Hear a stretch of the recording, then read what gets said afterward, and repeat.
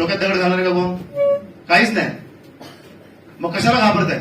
बघा, जर मी डॉक्टर असताना जर मला कोण रिजेक्ट करतंय, मला जर कोण सांगतंय आयएमसी करणार नाही, म्हटल्यावर मी काय विचार करायला पाहिजे होता? आयएमसीच्या प्लॅन मध्ये दम नाहीये किंवा आयएमसीचं काहीतरी वेगळंच आहे, नको करायला.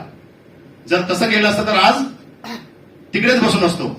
पण थांबलो नाही. रिजेक्शन येऊ दे. 10 जण येतील, 10 जणांमधनं 9 जण रिजेक्ट करतील, 1 जण तुम्हाला हो बोलेल. त्या एकावरती जोरात कॉन्सन्ट्रेट करा, काम करा, त्या एकाला सक्सेसफुल करा. 9 जण ते नाही बोललेत ना, 9 जण त्यांची सुद्धा लाईन लागते. सांगा मला काय करताय? आमच्या बाबतीत तेच झालं.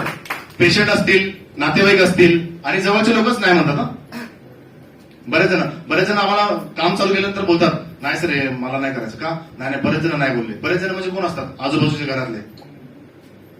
त्यांना ऐकून लगेच आपण डिसिजन घेऊन टाकतो. आपल्याला कुठल्याही परिस्थितीमध्ये जर तुम्ही डिसिजन मध्ये कमी झाले तर मग मात्र तुम्हाला तुमच्यावरती हल्ला करणारे भरपूर जण असतात. तुमचं डिसिजन कायम पकड ठेवा आणि तसंच त्या रिजेक्शनला घाबरलं नाही, करत गेलो. म्हणून आज इथे चीफ गेस्टच्या रूपामध्ये तुमच्या समोर आहे. तुम्ही जर तसं केलं, करत गेले तर 100% चीफ गेस्टच्या रूपामध्ये आज तुम्ही सुद्धा उद्या इथे येऊन